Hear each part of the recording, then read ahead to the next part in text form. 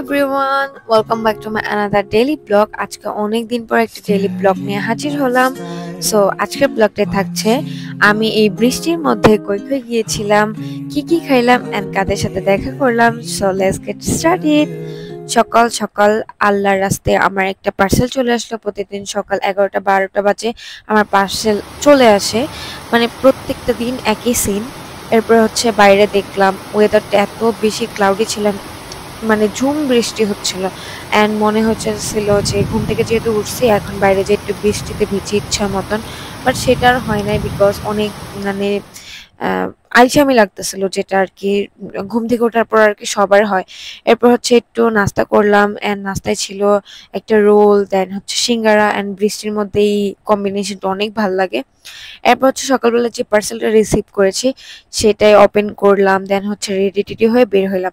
তো আজকে হচ্ছে আমার একটা স্পেশাল ফ্রেন্ডের সাথে দেখা করব, যে সুদূর কুমিল্লা থেকে আসছে। তো ও বেসিক্যালি কিছু কাজের জন্য আসছিল ঢাকায়, তারপর হচ্ছে আমাকে জানাইছে যে দেখা করতে। তো আমি এই ঝড় বৃষ্টি অপেক্ষা করে হচ্ছে বের হয়ে গেছি ওর সাথে দেখা করার জন্য। সো ফাইনালি দেখা হইলো অনেক দিন পর, হচ্ছে মানে মিশন সাকসেস হয়েছে বিকজ অনেকদিন ধরে প্ল্যান করতেছিলাম যে দেখা করব বাট হচ্ছিল না। সো চামেচিতে ফাইনালি বসার হইলো, পর এরপর দুইজন হচ্ছে দুইটা আমরা ড্রিঙ্কস একটু অর্ডার চামেচিতে করলাম বসলাম অ্যান্ড ওরও বোবা অনেক পছন্দ, আমারও বোবা টি অনেক পছন্দ। তো দুইজন দুইটা ফ্লেভারের বোবা টি অর্ডার করলাম অ্যান্ড অনেকক্ষণ বসে বসে খাইছি, গল্প করছি। এরপর হচ্ছে লাস্টের দিকে একটু স্ন্যাপ নিছি অ্যান্ড বৃষ্টির পানি পড়ে আমার মোবাইলটা কেমন কেমন জানি হয়ে গেছিল অ্যান্ড আমার ভয় লাগতেছিল যদি মোবাইল নষ্ট হয়ে যায়। এরপর হচ্ছে ওইখান থেকে বের হইলাম, ভাবলাম যে বৃষ্টি যেহেতু কমছে এখন হচ্ছে রিক্সা নিয়ে একটু ঘুরবো।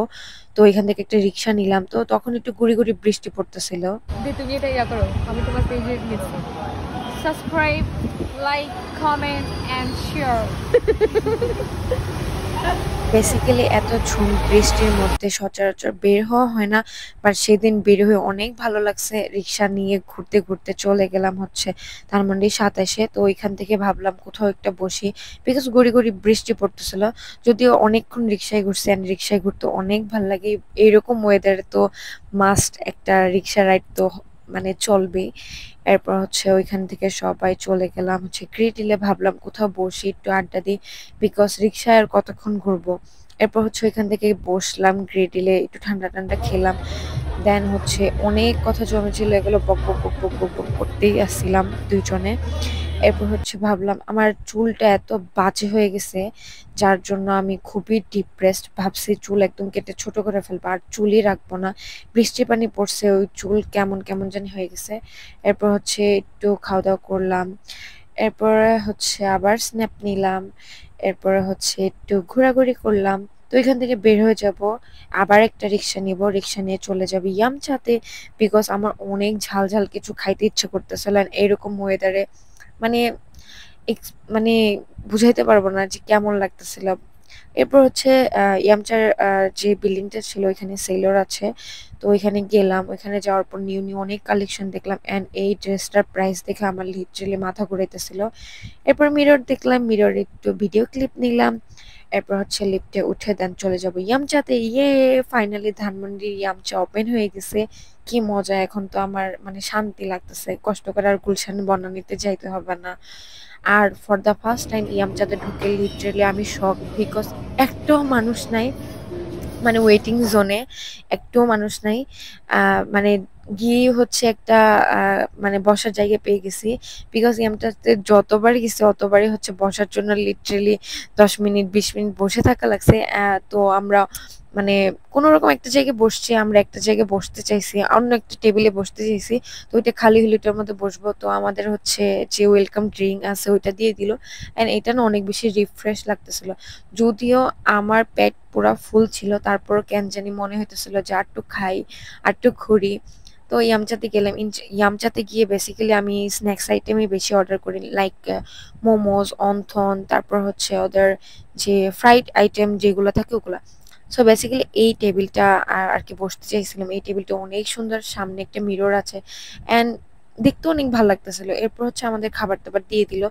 তো আমি ওই চিলি অয়েল অন্থনটা অর্ডার করি, দেন হচ্ছে একটা ক্যাবেজ রোল ছিল যেটা আমার অনেক ভালো লাগে বরাবরের মতন, এটা টেস্ট একটু ডিফারেন্ট। তো এটা অর্ডার করি অ্যান্ড চিলি অয়েল অন্থন তো ভাই মাস্ট ট্রাই। যারা ট্রাই করে নাই তাদের তো মাস্ট ট্রাই করতে, মানে আমি বলবো, রিকমেন্ড করব। এরপরে ওদের একটা টোকেন টাইপের কিছু দেয় যেটার মধ্যে রিভিউ বা মানে তোমাদের ইচ্ছা মতন মতামত শেয়ার করবা। তো এটার মধ্যে হচ্ছে আমার ফ্রেন্ড অনেক কিছু লিখলো। ও বেসিক্যালি কুমিল্লা থেকে যেহেতু আসছিল তো ও নিচে আবার লিখিয়ে দিয়েছিল। তো এটা অনেক দিন আগেকার একটা ব্লগ, মানে যখন একদম একটানা ৩-৪ দিন বৃষ্টি হয়েছে ওই দিনকার ব্লগ। তো বাসায় আসলাম, ফ্রেশ হইলাম, এরপরে হচ্ছে ৮টা-৯টার দিকে বের হয়েছি সবাই বাসার সামনে আর কি ফুচকা খাওয়ার জন্য। তো আমার অনেক দই ফুচকা খাইতে ইচ্ছে করতেছিল। তো আমি সবসময় দই ফুচকা খাই। এরপর এখান থেকে আবার চলে গেলাম হচ্ছে স্টার কাবাবের গলির ওইখানে গিয়ে হচ্ছে মিনিসোতে যাব। তো বাসায় অনেক গেস্ট ছিল তো ভাবলাম তাদের নিয়ে একটু ঘুরি। তো ঘোরাঘুরি করতে করতে মিনিসোতে চলে গেলাম। অ্যান্ড আমার ঢুকার পরে হচ্ছে এই নেক পিলোটা পছন্দ হয়েছে। তো এখন আর কি করব, এখন আমার তো এটা নিতেই হবে, এটা এত ভালো লাগছে। তো আমি উল্টা বকা খাবো বিকজ অলরেডি 2টা নেক পিলো আমি কিনে ফেলছি। তো এটা দিয়ে কি করবো আমি জানি না, কিন্তু এটা রেখে আমার বাসায় যেতে ইচ্ছা করতেছিল না।